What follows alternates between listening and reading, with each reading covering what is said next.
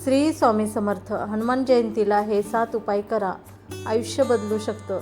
तुम्ही कधी विचार केलाय का, हनुमान जयंती फक्त सण आहे की त्यामागे काही खास शक्ती दडलेली आहे? अनेक लोक या दिवशी काही खास उपाय करतात आणि त्यांना खरोखर फरक जाणवतो. आजच्या व्हिडिओमध्ये मी तुम्हाला सांगणार आहे 7 सोपे पण प्रभावी उपाय जे तुम्ही हनुमान जयंतीला करू शकता. आणि हो, शेवटचा उपाय खूपच खास आहे, त्यामुळे व्हिडिओ शेवटपर्यंत बघा. पहिला उपाय, दिवसाची सुरुवात शुद्धतेने करा. या दिवशी लवकर उठून स्नान करून स्वच्छ कपडे घालणे खूप महत्त्वाचं मानलं जातं. यानंतर हनुमानजी समोर दिवा लावा आणि मनापासून प्रार्थना करा. यामुळे दिवस शांत आणि सकारात्मक सुरू होतो आणि आपल्याला प्रसन्न वाटते. दुसरा उपाय, हनुमान चालीसा मन लावून म्हणा. घाईघाईने नाहीतर शांत बसून प्रत्येक ओळीचा अर्थ समजून म्हणा. 7 किंवा 11 वेळा म्हणलात तर अजून चांगला आहे. त्याचा फायदा आपल्याला नक्की होतो. यामुळे मनातील भीती कमी होते आणि आत्मविश्वास वाढतो. उपाय नंबर 3, शरीर आणि मन शुद्ध ठेवण्यासाठी खास खाणं. या दिवशी कडुलिंब आणि गूळ एकत्र खाण्याची परंपरा आहे. हे ऐकायला साधं वाटतं पण शरीरासाठी खूप फायदेशीर आहे. यामुळे शरीर डिटॉक्स होतं आणि आरोग्य सुधारतं. उपाय 4, साधं आणि सात्विक जीवन. एक दिवस जगा. किमान एक दिवस तरी साधं खा, शांत राहा आणि वाईट विचार टाळा. कांदा लसूण टाळणं आणि साधं जेवण करणं फायदेशीर ठरतं. मन हलकं होतं आणि आतून शांतता मिळते. आता आपण पाहूया 5वा उपाय, कोणाला तरी मदत करा. मोठं काही करायची गरज नाही, छोटंसं अन्नदानही पुरेसं आहे. एखाद्या गरजू व्यक्तीला जेवण देणं हा खूप मोठा पुण्यकर्म मानला जातो.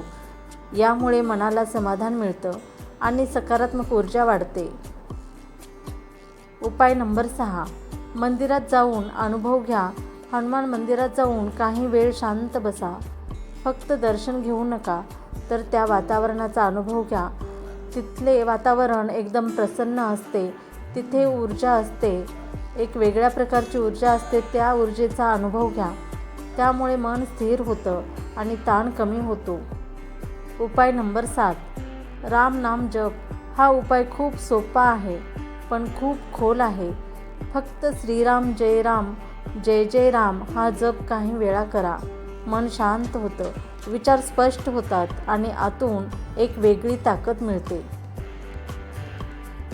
आता यानंतर आपण आणखी काही उपाय पाहणार आहोत. तर सर्वात आधी हनुमानजींना बुंदीचे लाडू किंवा चुरमा अर्पण करणे खूप शुभ मानले जाते.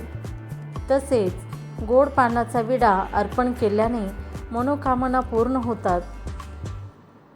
हनुमानजींना लाल रंग खूप प्रिय आहे, म्हणून जास्वंद किंवा गुलाब यासारखी लाल फुले अर्पण करणेही फायदेशीर ठरते. केळी अर्पण करणे हा एक सोपा पण प्रभावी उपाय आहे. यामुळे शुभ फळ मिळते. आता आर्थिक आणि अडचणी दूर करण्यासाठी काही उपाय पाहूयात. 11 पिंपळाची पाने घेऊन त्यावर श्रीराम लिहून माळ तयार करून अर्पण केल्यास अडचणी कमी होतात. संध्याकाळच्या वेळी मोहरीच्या तेलाचा दिवा लावून त्यात 2 लवंगा टाकाव्यात. हा उपाय खूप प्रभावी मानला जातो.